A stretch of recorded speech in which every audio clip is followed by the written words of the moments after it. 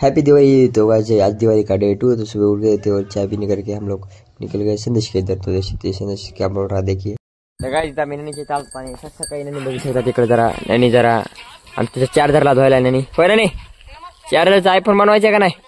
हा चार्जर संदेश कंफर्ट नहीं ना आपको आज क्या बदलाव लग रहा है मेरे में अभी थोड़ी देर पहले अभी साथ दिख रहा है।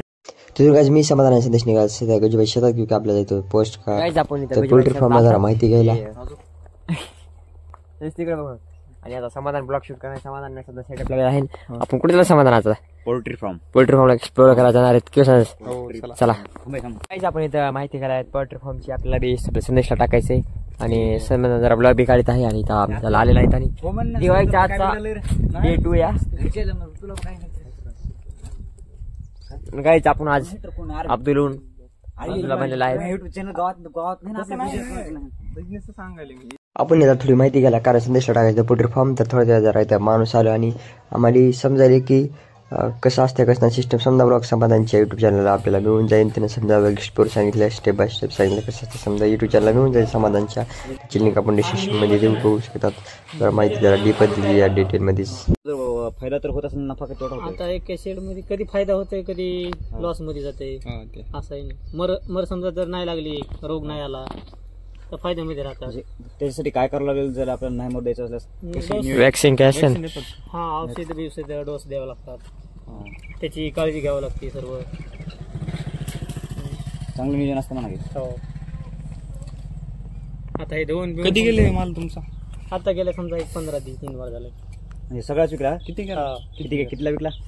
आता समजा ही पट्टी वरून पट्टी येण्यावर असते ना समजा किलोवर असं डायरेक्ट पट्टी समजा आम्ही शेडला शेड देऊ शकतात असं मोकळं ऐकत नाही शेड तरी कितला जाते शेड तरी एका शेडमध्ये 10 टनच्या पुढं समजा माल भरतो 10 टन एका शेडमध्ये म्हणजे 4000-5000 पक्षी बसतो एका शेडमध्ये म्हणजे हा बिझनेस आता हे दोन्ही शेड आहे तर समजा 20 टन भरतोय दोन्ही शेड आणि ती वेगळा समजा 10 टनचा काय म्हणजे हा बिझनेस चांगला मागे होय मर लागते का जास्त हा मर लागत जास्त लागत म्हणजे स्टार्टला आणि शेवटला मध्य टप्प्यात समजा मर होत नाही म्हणजे मोठा जर पक्षी झाला तर त्याला लवकरात लवकर काढण्याची शक्यता घ्यावं लागते नाहीतर मग ते अटॅक येऊन मरणं नाही काय होणं असं किती 2 किलो पर्यंत जाते नाही 3, 3.5, 3.5 कोणतं 4 किलो पर्यंत पण जाते एक पक्षी त्याला खाद्य काय टाकतात खाद्य मका आणि 10% आणि DVC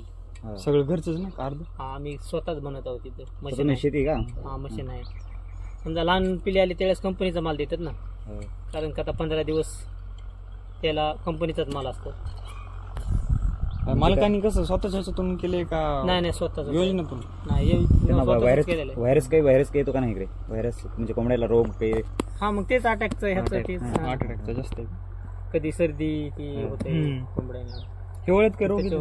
नाही हिवाळ्यात काय तेवढं नाही पण खऱ्या बॅच काढायचं म्हणलं तर उन्हाळ्यातच का हा जास्त म्हणजे कोंबड्या जास्त म्हणजे त्याचं वातावरण त्याला सूट हे करावं लागते ना एक कोंबडी अंडे किती देते अंड्याचे नाही बॉयलर आहे का गावरण का नाही टाकलं गावरण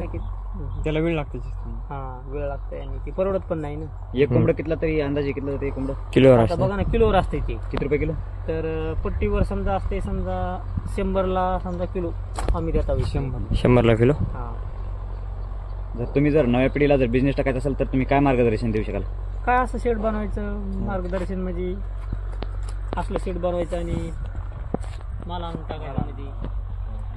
समजा खायची व्यवस्था द्यायची ते मध्ये लावलेले भांडे वगैरे साफसफाई पाणी त्याला नवीन असलं समजा त्याला डोस देणे टायमाला वॅक्सिन कोण देते वॅक्सिन म्हणजे ते औषध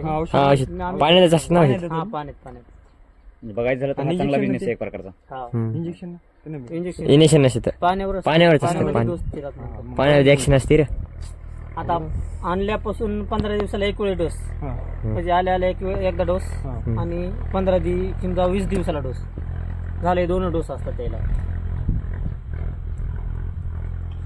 मग ती कोंबड्या तुम्ही कशा घेतात म्हणजे लहान पिल्ले कंपनीतूनच समजा कधी 15 रुपयाला त्या हिशोबानं कंपनीतून का? कंपनीतून. किती एकर मध्ये टाकलाय पोल्ट्री फार्म?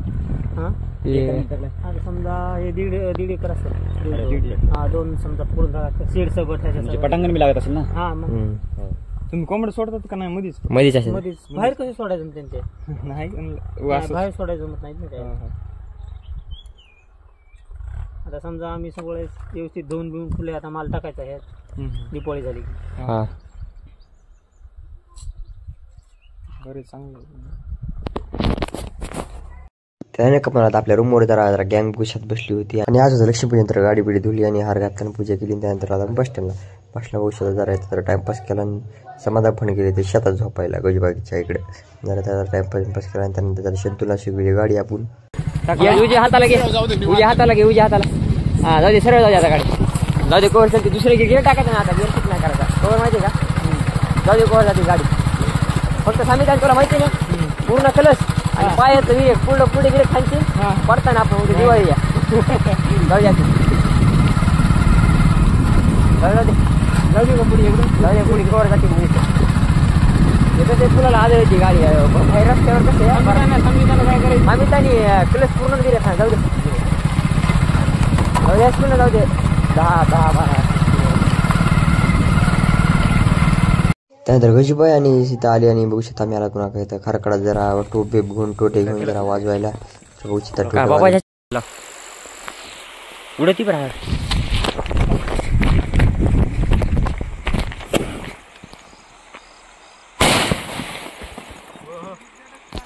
हा